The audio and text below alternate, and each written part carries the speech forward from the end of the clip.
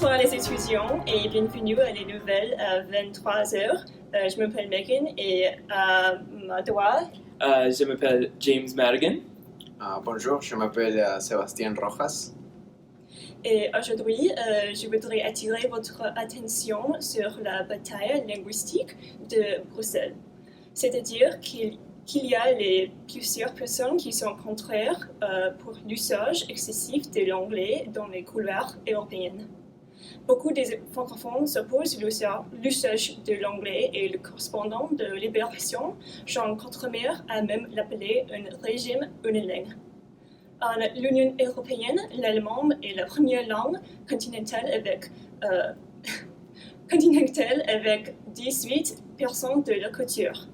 L'anglais et le français sont les deuxièmes plus parlés comme une langue secondaire. Cependant, la Commission européenne a dit que le but est faciliter la communication dans les États membres. Pour cette raison, le commissaire autrichien Johann Hahn a dit que 25% de notre fonction publique à Bruxelles est constituée de traducteurs et d'interprètes, car tous les citoyens de l'Union devraient avoir la possibilité de communiquer avec nous. Bien que l'allemand est parlé par beaucoup de gens, il n'est pas obligatoire dans le service du porte-parole de la Commission. Cependant, les appels à davantage de diversité linguistique devraient s'intensifier avec la sortie du Royaume-Uni. Et notre deuxième nouvelle ce soir vient de la République démocratique du Congo, où une épidémie cause la souffrance physique et mentale. Le World Food Programme et la République démocratique du Congo pour aider les gens qui sont affectés par le virus d'Ebola. Une femme doit garder 7 enfants qui ne sont pas à elle parce que sa sœur, la mère de les enfants, serait morte. Le World Food Programme donne des nourritures aux enfants et leurs familles. Des gens ne peuvent pas travailler, les élèves ne peuvent pas aller à l'école et la nourriture qui est en sécurité devient difficile de trouver.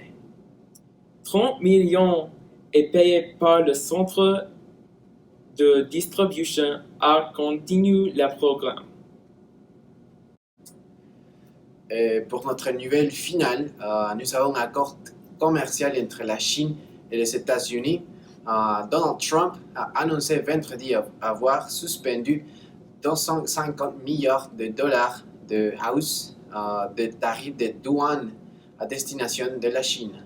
Le président américain a annoncé cet accord de phase-on après une rencontre avec l'UE, le principal négociateur chinois, le secrétaire au Trésor Steven Mnuchin, qui a participé à la réunion qui s'est tenue à la Maison-Blanche dans le bureau ovale, a affirmé que les États-Unis renonçaient à l'augmentation des tarifs douaniers sur 250 milliards de dollars de viande importée de Chine, qui devront passer à 25 à 30% le 15 octobre.